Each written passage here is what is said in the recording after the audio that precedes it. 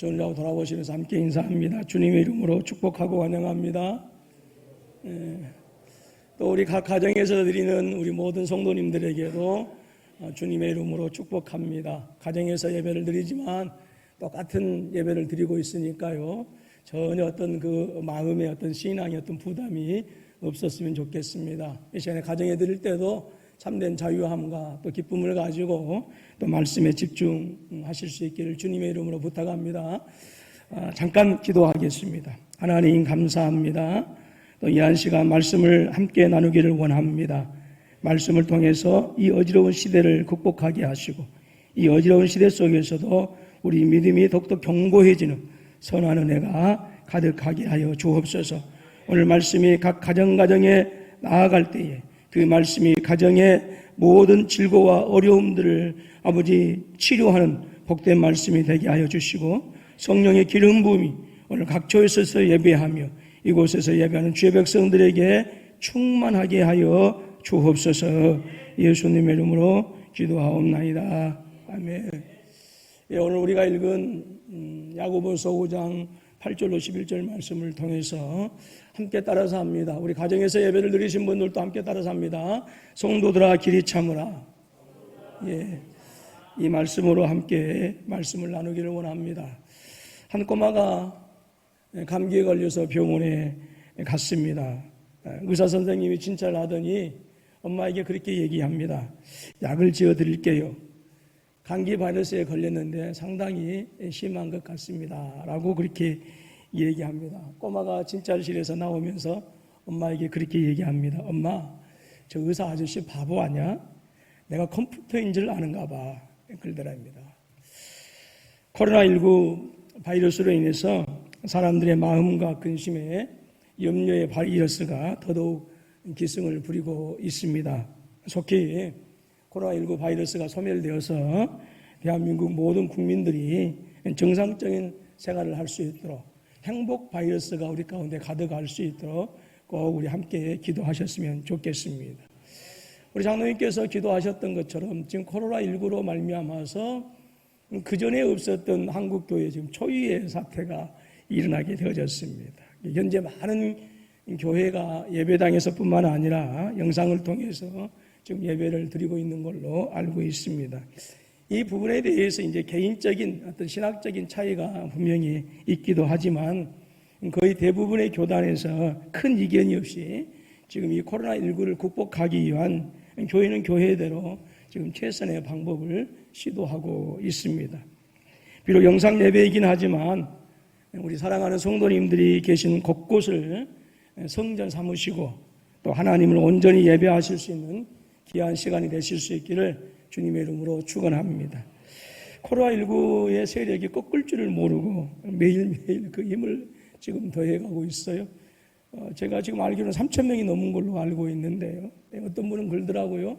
아마 10,000명 정도가 조금 채워져야 그 기세가 꺾이지 않을까라는 어떤 이렇게 얘기를 제가 듣기도 했습니다만은 이 코로나19로 말미암아서 이제 사람들의 마음이 근심과 걱정이 가득한데, 이 전문가들의 의견에 의하면 이 코로나19도 신종플루나 독감처럼 이제 하나의 어떤 유행병처럼 이제 자리 잡게 될 것이다라고 하는 얘기도 듣고 있습니다. 근데 문제는 바이러스도 바이러스이지만 그로 말미암아서 국민들의 그 받고 있는 그 스트레스, 그리고 일상생활에서 겪게 되어지는 그런 불편과 변화는 우리가 상상했던 것 이상으로 상당히 지금 큰 여파를 우리에게 주고 있습니다. 더더구나 이 바이러스로 인한 국가 경제와 또 일반 시민들의 경제 활동은 정말 엄청난 충격에 지금 휩싸이고 있고요. 그래서 이 안타까운 현실이 조속히 지금 이제 끝났으면 좋겠는데 아무래도 상당한 시간 동안 조금 지속될 것 같아서 교회를 생각하고 또 성도를 생각하는 또 목회자 입장으로서 또 마음이 대단히 무거운 것도 사실입니다. 이러한 때에 저의 마음 한켠에서 주님께서 주신 한 말씀이 생각납니다. 인내는 쓰다, 그러나 그 열매는 달다라고 하는 격언입니다. 여러분, 인내라고 하는 말을 들으면 어떤 생각이 드십니까? 고통을 참고 견디는 것, 뭐 이렇게 생각하실 수도 있고요. 또 괴로움을 참고 견디는 것, 또 이런 생각도 드실 수가 있을 것이고요. 삶의 무게와 힘들고 어려운 환경을 참고 견디는 것, 이러한 얘기들이 아마 여러분의 마음에 떠오르게 되어질 것입니다. 그렇습니다. 인내는 괴로움과 어려움, 그 고통을 참고 견디는 것, 바로 그것이 인내입니다. 근데 그것도 한순간뿐만 아니라 지속적으로 꾸준히 견디는 것을 인내라고 할 수가 있습니다. 그런데 그 끝에는 분명한 것은 달콤한 보상이 주어진다라고 하는 거예요. 운동선수들이 훈련에 힘들고 어려운 시간들을 참고 견디어서 올림픽에서 금메달을 따거나 또 병약한 사람들이 땀을 흘리고 그래서 정말 힘들게도 참고 견디면서 산을 오르고 운동하면서 마침내 건강을 되찾는 것과 다름없는 똑같은 것이다라고 하는 것이죠.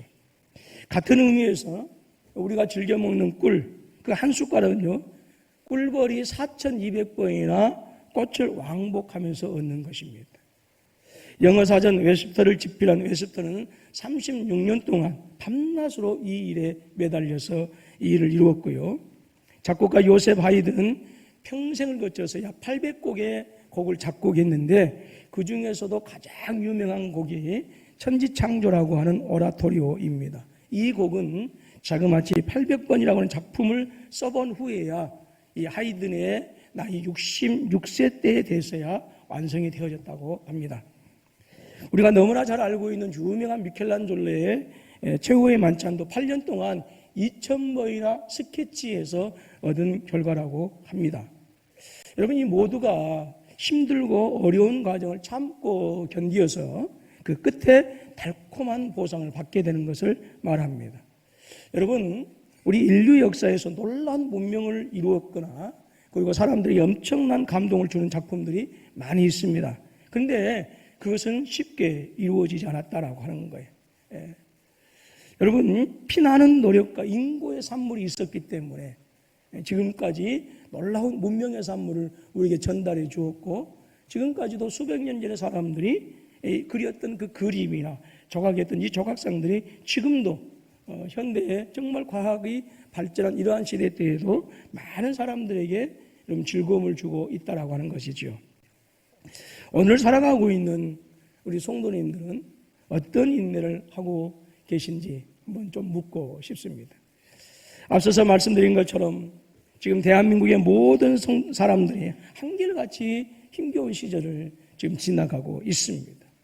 불과 얼마 전까지만 하더라도 전혀 예기치 못한 일들이 지금 나라 전체를 소용돌이치게 해서 백성들이 지금 갈수록 그 마음이 두려움 가운데 휩싸여지고 있습니다. 처음에는 찻잔 속의 태풍으로만 그칠 줄 알았어요. 그런데 이것이 걷잡을 수 없는 엄청난 소용돌이로 변해버리고 말았습니다. 이런 말씀이 여러분들 어떻게 들리실지는 모르겠지만 그동안 우리 조국교회의 그 치명적인 바이러스와 같았던 이 사이비 종교인 신천지의 정체가 온 국민들 앞에서 지금 백일하에 드러나고 있다고 하는 것은 그나마 불행 중 다행이다라는 생각을 하게 되어집니다. 그동안 이 신천지라고 하는 사이비 집단은 한국교회라고 하는 숙주의 바이러스로 잠복하거나 기생해 있다가 이제 지금 그 한국 사회에서 치명적인 암적 존재다라고 하는 확진을 받았습니다. 그리고 이제 신천지라고 하는 이 바이러스는 반드시 그 세력이 얼마 가지 않아서 바로 지리멸렬되리라 분명히 믿습니다. 아무튼 지금 벌어지고 있는 안타까운 현실을 대하는 우리 성도들에게 가장 필요한 성도의 자세가 무엇이냐라고 하는 거예요. 오늘 본문의 말씀에서 바로 이 힘들고 어려운 그 안타까운 상황에서 오늘 성도들이 할 수 있는 것이 무엇이냐 그 답을 주고 있는데 그 답이 바로 인내다라고 하는 거예요. 본문에서 우리 하나님의 백성들은 우리가 이 세상을 살아갈 때에 우리에게 한 가지를 요구합니다. 무엇을 요구하고 있어요? 하나님의 법을 지키며 살 것을 우리에게 요구해 주고 하고 있습니다. 근데 그 하나님의 법은 정의롭고 온전하고 완전한 법입니다. 그래서 반드시 우리 믿음의 사람들이 정의롭고 온전하고 완전한 그 하나님의 말씀을 지키면서 살아가는 것이 너무나도 당연한데, 실상은 우리의 실제적인 삶을 우리가 살다 보게 되어지면, 즉 옳은 방법, 하나님의 방법으로 세상을 살아갈 때는 우리가 예기치 못하는 또 여러 가지 어려움과 괴로운 일들과 그리고 많은 도전에 직면하게 되어진 것이 실제적인 우리 삶의 현실이다라고 하는 거예요. 하지만 오늘 본문의 말씀을 살펴보면은 그 모든 것을 길이 참고 인내함으로 결국은 마지막에는 하나님의 상급을 받고 또 하나님께서 칭찬을 받을 보상이 우리에게 주어졌다라고 하는 것을 말씀해 주고 있는데요. 그 은혜의 말씀을 11절에서 그렇게 표현하고 있어요. 보라, 인내하는 자를 뭐하다? 복되다 하나니라고 이렇게 말씀하고 있습니다. 사랑하는 우리 군포서북교회 성도 여러분, 앞에서도 말씀드렸던 것처럼 성도의 인내는 분명한 목적이 있습니다. 어쩔 수 없는 현실이니까 참는 게 아니에요.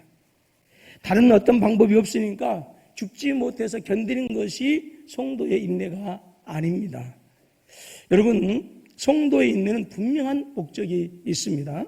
운동선수가 고되고 힘든 훈련을 마다하지 않고 참고 견디는 것은 승리라고 하는 목적이 있기 때문에, 금메달이라고 하는 목적이 있기 때문에 그 모든 힘들고 고통스러운 과정을 참고 견뎌내는 것입니다. 벌들이 수만 번 날갯짓을 하면서 꽃을 찾아 다니는 것은 왜 그럴까요?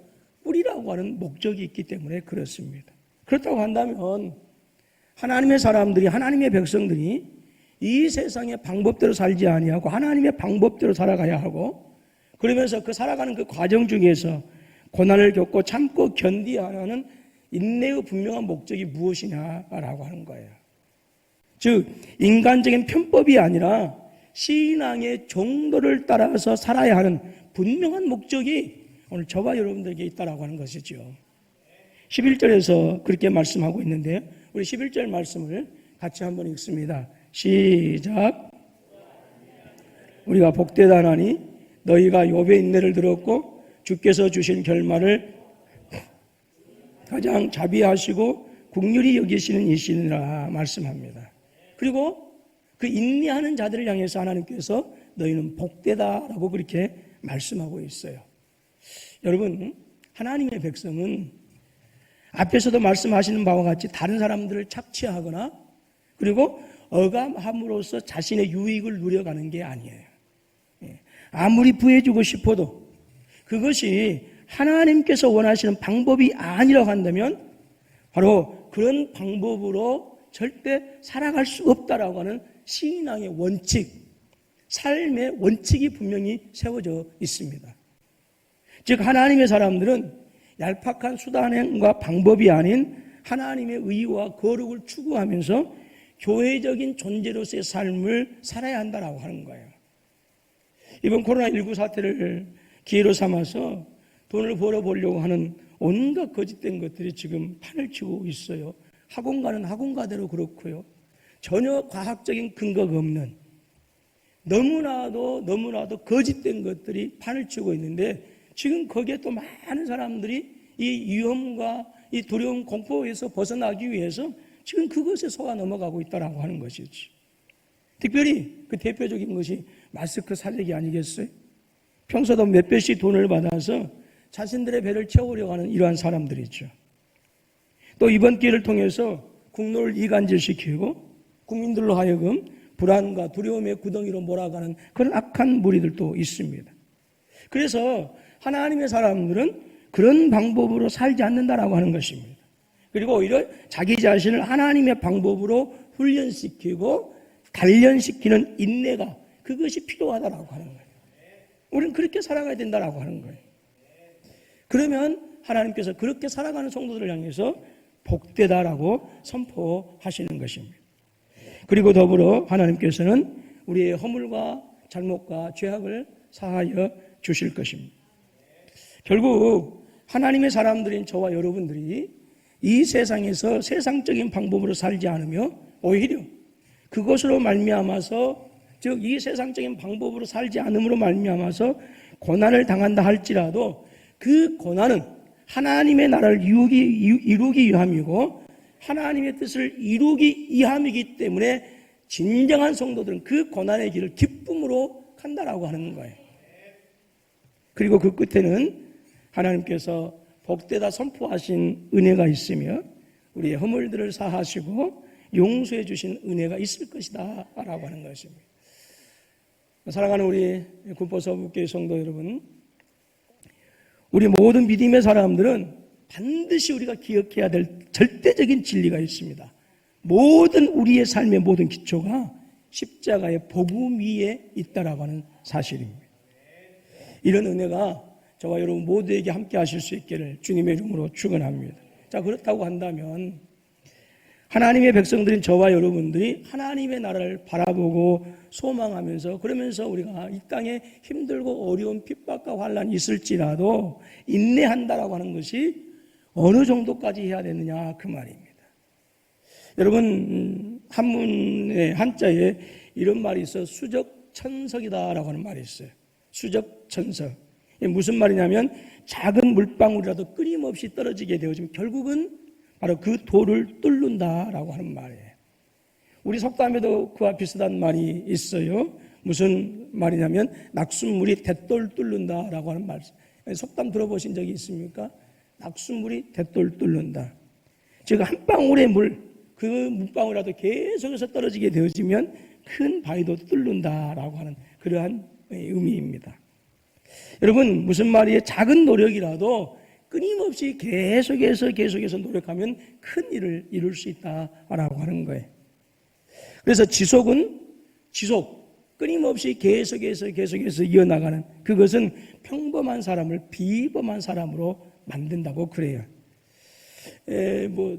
혹시 일본 사람을 얘기해서 여러분들 어떨지 모르겠습니다만, 제가 읽었던 책, 그 지속의 힘이라고 하는 그 책이 그 고바야시 다다아키라고 하는 일본 사람이 지은 책인데, 이 프롤로그라고 하는 그곳에 딱 가면, 이제 제일 먼저 시작하는 부분에 가면 이런 큰 제목이 있어요. 꾸준함이 특별한 인생을 만든다라고 하는 그런 제목이 있습니다. 말콤 글래드웰이라고 하는 이분이요, 그의 책 아웃라이어에서 탁월한 재능만으로 성공은 보장되지 않는다라고 그렇게 얘기했어요. 숨겨진 강점이 있고 또 특별한 계획을 할 수 있는 능력이 있고 또 물려받은 문화적인 유산과 역사적 공동체의 혜택도 성공을 위해서 분명히 필요하다라고 하는 거예요. 근데 무엇보다도 사람이 성공하기 위해서는 지속적인 연습이 필요하다라고 하는 거예요. 즉 꾸준함이 필요하다라고 하는 것이죠. 말콤 글래드웰은 이 아웃라이어라고 하는 책에서 두 명의 동료와 함께 베를린 음악 아카데미 그 학생들을 연구한 심리학자 안데르슨 에릭손의 연구 결과를 소개해 놓았습니다. 그들은 바이올리니스트를 세 그룹으로 나누었습니다. 첫 번째 그룹은 엘리트 그룹이었어요. 이 엘리트 그룹은 장차 세계적인 수준의 솔로 주자가 될 수 있는 그런 탁월한 사람들이었어요. 또 두 번째 그룹은 그냥 잘한다는 평가를 받는 그런 학생들이었고요.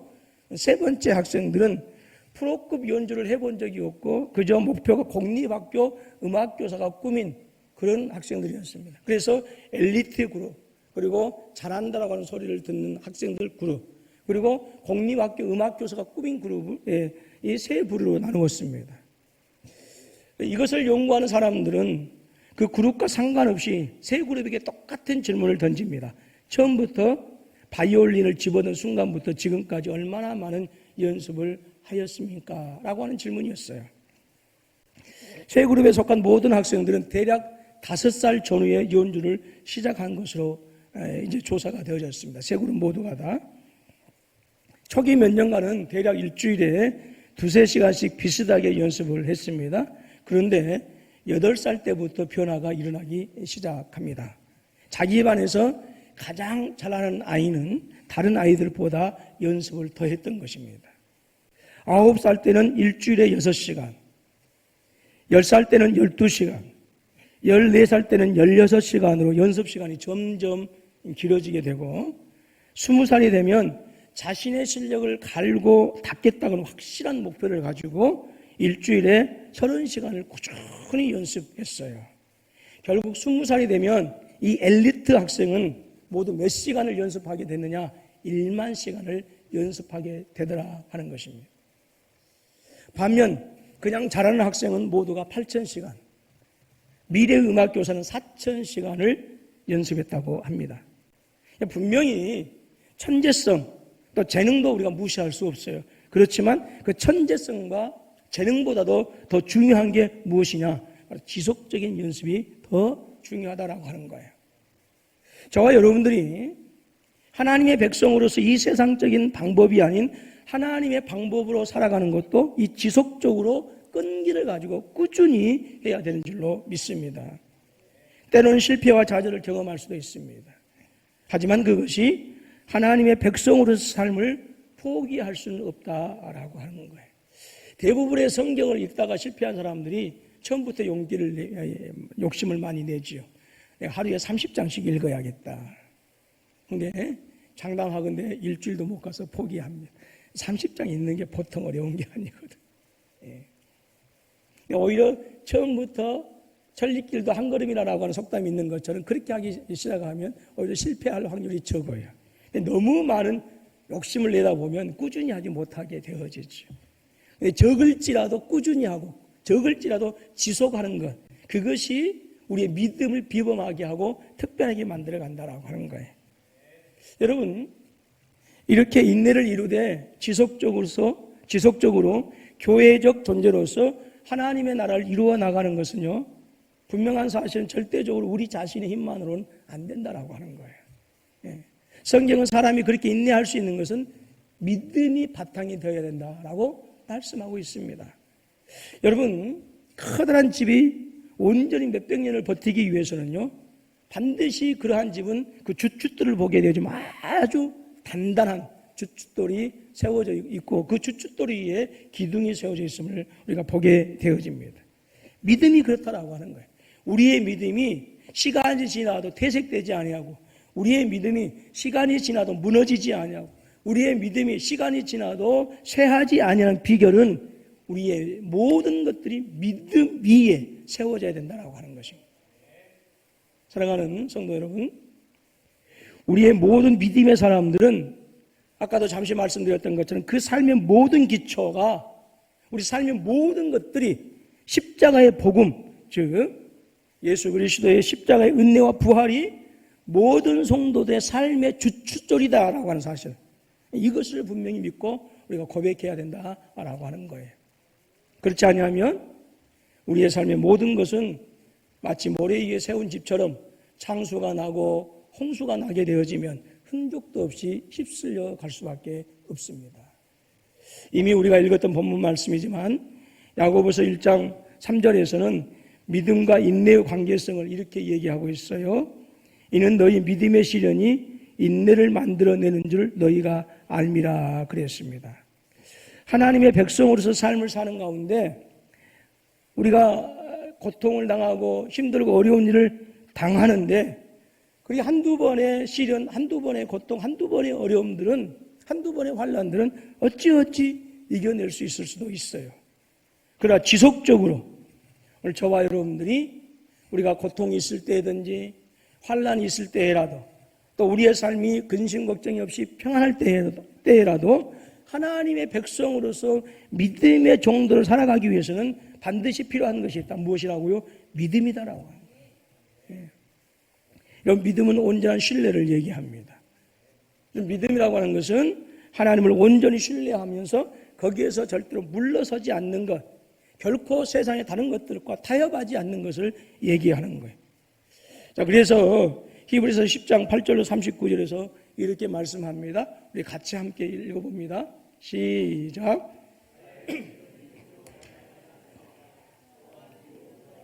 내 마음이 그를 기뻐하지 아니하리라 하셨느니라. 우리는 뒤로 물러가 멸망할 자가 아니요 오직 영혼을 구원하며 이런 믿음을 가진 자니라 그랬어요. 우리의 모든 수고와 헌신과 그 모든 것들은 믿음 위에 세워져야 된다라고 하는 것입니다. 저와 여러분들이 하나님의 백성으로서 온전하게 살고 정당하게 살아가는 것은요, 정말로 하나님께서 우리에게 원하시는 가장 아름다운 삶이에요.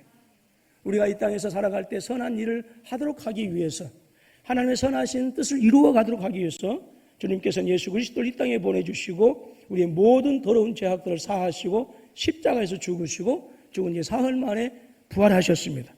그리고 우리를 성령을 통해서 우리를 교회로 부르셨고 교회적인 삶을 살아가게 하셨어요.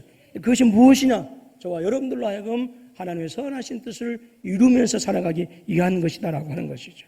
편법이 아니라, 비겁함이 아니라, 지름길로 가는 것이 아니라 조금 늦더라도 더디더라도 하나님께서 원하시는 온전하고 정당하게 사는 것, 바로 이것이 하나님께서 오늘 이 시대에 우리에게 원하시는 삶인 줄로 믿습니다. 그렇기 때문에 여러분, 아무리 시대가 혼란스럽고 더러운 죄악의 바이러스가 세상에 창궐한다 할지라도 여러분, 저와 여러분들 절대로 거기서 물러나서는 안 된다라고 하는 거예요. 도리어 온전하게 삶을 이루는 그러한 복된 삶을 살아야 되고요. 또 하나님께 영광을 돌리고, 그래서 우리가 마침내 주님 앞에 섰을 때에 복되다 칭찬받는 저와 여러분들이 되실 수 있기를 주님의 이름으로 축원합니다. 여러분, 본문에서는 인내를 이룰 것을 요구하면서 단순히 견디다라고만 그렇게 말씀하지 않아요. 이미 우리보다 먼저 믿었던 믿음의 선배들을 우리에게 이제 교훈으로 삼아주고 있습니다. 그 믿음의 선배들도 하나님의 나라를 위하여 참고 기다리면서 변치 않는 믿음의 본을 우리에게 보여주었다라고 그렇게 말씀하고 있어요. 그래서 오늘 야고보 사도는 그들을 본받아야 된다라고 그렇게 권면해 주고 있습니다. 우리 10절을 한번 같이 읽습니다. 10절입니다. 시작.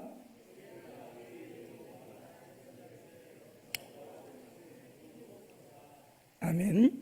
본문에서는 선지자들을 인내의 모범으로 삼고 그들을 본받으라라고 말씀해 주고 계세요. 그리고 그들은 여러 가지 고난과 고통을 길이 참고 인내했다라고 그렇게 말씀합니다. 여러분, 우리가 알고 있는 선지자, 가끔 예언자라고 이야기하지만 히브리적 관점에서 선지자는 어떤 사람들이었을까요? 하나님의 말씀을 대변하는 자, 하나님의 말씀을 전하는 자들이었어요. 선지자가 주로 활동했던 시대는 이스라엘 백성들이 아주 하나님을 떠나고 그들 사이가 완전히 정의가 흔적도 없이 사라지고 온갖 불의가 그리고 더러운 것들이 창궐했을 때 하나님께서 신실한 선지자들을 그 땅에 보내셔서 하나님의 말씀을 전하게 했습니다. 하나님은 하나님을 떠난 이 사람들, 이스라엘 백성들로 하여금 너희가 하나님께 다시 돌아오라, 너희가 맺었던 그 언약을 다시 회복하라라고 하는 이 말씀을 주시기 위해서 선지자들에게 말씀을 주셨고 하나님의 영을 부어주셔서 그들로 하여금 다시 돌아와서 너희가 정의롭고 온전하고 하나님의 뜻을 이루면서 살아가라 라고 그렇게 말씀하신 거예요. 당연히 그 시대는 하나님을 싫어한 사람들이 가득했기 때문에 선지자였지만 그 백성들에게는 귀가 거슬릴 수밖에 없었고 그들은 타락의 대상이 되어야 했어요. 깊은 감옥에 갇혀야 했습니다. 심지어 톱으로 겸을 받아서 죽임을 당하기까지도 했어요. 그래서 선지자들은 항상 백성들의 핍박이 선지자들의 음식이 되어졌고 권세자들의 박해가 선지자들의 의복이 되어졌던 것입니다. 오늘 본문에서도 선지자는 핍박이나 박해를 받았다라고 하는 거예요. 그럼에도 불구하고 그들은 그 핍박과 환난과 고난 속에서도 믿음의 절개를 꺾어버리지 않고 도리어 더욱더 믿음을 실천했다라고 하는 것을 우리에게 말씀해주고 있습니다. 결국 그러한 모습들이 오늘 이 혼돈스러운 시대에, 이 어지러운 시대에 모든 사람들이 억소리 나도록 고통스러운 이러한 시대에 모든 사이비 이단들이 가득하고 죄악의 바이러스가 가득한 이 혼란스러운 이 시대에 저와 여러분들이 그 선지자들이 참고 그 선지자들이 인내하고 그 선지자들이 승리했던 것처럼 그렇게 살아가라라고 하는 것이죠. 사랑하는 우리 군포서부교 성도 여러분, 우리는 하나님 나라를 바라보면서 하나님의 나라를 우리의 삶 속에서 이루어 나가는 그러한 존재예요. 당연히 그렇기 때문에 세상으로부터 박해와 핍박이 있을 수 있습니다. 오늘 믿음의 사람들이 참된 하나님의 백성들이 살아가는 그 삶의 원리, 믿음의 원리는 세상이 요구하는 삶의 원리와는 반드시 다르거든요. 부딪힐 수밖에 없고 그 충돌 속에서 핍박이 있을 수밖에 없어요. 하지만 그런 것들 때문에 믿음의 사람들이 괴로워하거나 움츠려들지 말고 이제 곧 멀지 않아 오게 될 하나님께서 세상을 심판하시는 그날에 정정당당하게 우리가 하나님 앞에 설 것을 기대하시라 그 말입니다. 그것을 기대하면서 모든 삶에서 만나는 박해와 환난과 핍박에 대해서 인내하시라라고 하는 거예요. 오늘 그와 같은 은혜가 저와 여러분 가운데 함께 하실 수 있기를 주님의 이름으로 축원합니다. 분명히 이 코로나19의 여파로 말미암아서 말할 수 없는 걱정과 고민을 안고 살아가는 분들이 계실 겁니다. 하나님께서 함께 하심을 믿고 반드시 복되다 하실 줄로 믿고 인내를 이루어 가시기를 주님의 이름으로 축원합니다. 육체적 질병에 노출되어져서 정말로 하루하루가 힘겨우신 분들도 계실 거예요. 그럼에도 불구하고 여러분 인내를 이루어 가실 수 있기를 주님의 이름으로 축원합니다. 여러분 하나님의 사람들은 엄불교신자가 돼서는 안 돼요. 원망하고 불평하고 교만한 엄불교신자 되어서는 안 됩니다. 여러분 하나님은 오늘 말씀을 통해서 우리에게 중요한 교훈을 주고 있습니다. 너희가 욥의 인내를 들었고 주께서 주신 결말을 보았거니와 주는 가장 자비하시고 긍휼히 여기시는 이시니라 그랬어요. 11절에서 뭐라고 그랬어요? 너희가 욥의 인내를 너희가 들었다. 그리고 주께서 주신 결말을 보았다. 주께서 주신 결말은 뭐예요? 창대해줘. 이전보다 더 놀라운 복을 하나님께서 주셨지 않습니까? 그것을 너희가 들었고 내가 그렇게 행했던 것을 너희가 보았다라고 하는 거예요. 이것은 무엇을 말씀할까요? 참고 인내했더니 하나님께서 욥에게 주신 그 복들을 우리로 하여금 누리게 하시겠다라고 하는 것 아니겠어요? 한 건물의 입구에서 꽃을 파는 할머니가 계셨습니다. 그 할머니는 얼굴에 주름도 많으셨고 옷차림도 허름했지만 언제나 밝은 표정으로 주위 사람들을 즐겁게 해주었던 것 같아요. 아마 저 같은 성격이었던 것 같아요. 한 번은 건물주인이 할머니에게 묻습니다. 무슨 좋은 일이 있으시나 봐요. 어떻게 그렇게 항상 표정이 밝아 보이십니까? 그러니까 할머니가 그렇게 대답하더랍니다. 제 걱정을 트럭에 담으면 아마 100대 분량도 더 될 것입니다. 그런데도 어떻게 그런 밝은 표정을 지을 수 있습니까? 무슨 특별한 비결이 있으십니까? 그러니까 할머니가 그 부자에게 행복한 삶의 비결을 들려주었습니다. 내게는 특별한 비결이 하나 있습니다. 저는 고통이 닥치면 예수님께서 무덤에 머물러 계셨던 그 사흘을 생각하면서 사흘 동안 기다립니다. 사흘 뒤에는 어김없이 새로운 해가 뜬답니다. 극단적인 것을 선택하는 사람들이 주님의 십자가를 생각하면서 사흘을 기다렸다고 한다면 분명히 삶에 대한 다른 해석들이 있었을 거예요. 사랑하는 우리 군포 서북교회 성도 여러분, 또 가정에서 영상으로 예배를 드리는 우리 모든 성도 여러분, 지금 우리 앞에 닥쳐있는 이 인내가 필요한 문제들, 정말로 오랫동안 견뎌야 할 수도 있지만 정 힘들고 어렵다고 한다면 일단 사흘만이라도 버텨보죠. 단순히 사흘은 뭐 하루 이틀 사흘을 얘기하는 게 아니에요. 시간적인 의미일 수 있고요. 그 사흘만이라도 견뎌보면 그 다음에 어떤 식으로든지 우리가 또 살아갈 방향이 정해지게 되어진다라고 하는 거예요. 우리가 이 세상에서 인내를 가지고 견뎌야 할 것은 세상 속에서 하나님께서 우리를 그대로 두시는 것이 아니라 반드시 죄악된 세상을 심판하신다라고 하는 그 날이 가까움을 우리가 바라봐야 되고요.